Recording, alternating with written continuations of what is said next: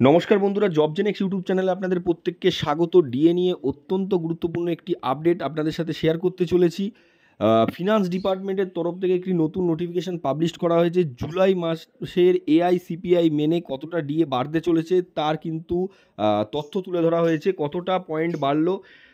এই কেন্দ্র সরকারি কর্মীদের সঙ্গে সঙ্গে কিন্তু রাজ্য সরকারি কর্মীদেরও অবশ্যই এটা জানা প্রয়োজন যে কেন্দ্রের সঙ্গে রাজ্যের তফাৎ কতটা রয়েছে। যেটা আগস্ট মাসে সুপ্রিম কোর্টে ডিএ মামলা উঠতে চলেছে, সেখানে জয়লাভ করলে আপনারা কেন্দ্রীয় হারেই কিন্তু ডিএটা পাবেন। তো সেক্ষেত্রে আপনাদের জানা প্রয়োজন। এখানে দেখতে পাচ্ছেন 0.5 পয়েন্ট বৃদ্ধি পেয়েছে, বৃদ্ধি পেয়ে 143.5 হলো, অর্থাৎ এই মাসে 0.5 বৃদ্ধি পেয়েছে। এখন আপনাদের দেখিয়ে দেবো যে আপনাদের ডিএ তাহলে কতটা বাড়তে চলেছে, অর্থাৎ কেন্দ্রীয় সরকারি কর্মীদের ডিএ কত পার্সেন্ট বাড়তে চলেছে, বেড়ে কত হতে চলেছে, এবং রাজ্য সরকারি কর্মীরা কতটা পিছিয়ে যদি ডিএ মামলায় জয়লাভ করে সেক্ষেত্রে ষষ্ঠ বেতন কমিশনের আন্ডারে কিন্তু তারা কেন্দ্রীয় হারে ডিএ পাবেন। দেখতে পাচ্ছেন ডিসেম্বরে 143 ছিল, সেটা 55.99, 143.2 ছিল যেটা 56.39, 143.8 ছিল যেটা 56.72। এপ্রিল মাসে কত গিয়ে দাঁড়ালো দেখুন, এপ্রিলে হলো 143.5, 143.5 যেটা আপনাদের 57.47।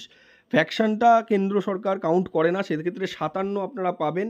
অর্থাৎ এইবার কিন্তু আপনাদের 3% ডিএ বৃদ্ধি পেতে চলেছে। আগেরবার 2% বৃদ্ধি পেয়েছিল, এইবার 3% কিন্তু কেন্দ্রীয় সরকারি কর্মীদের ডিএ বৃদ্ধি পাবে।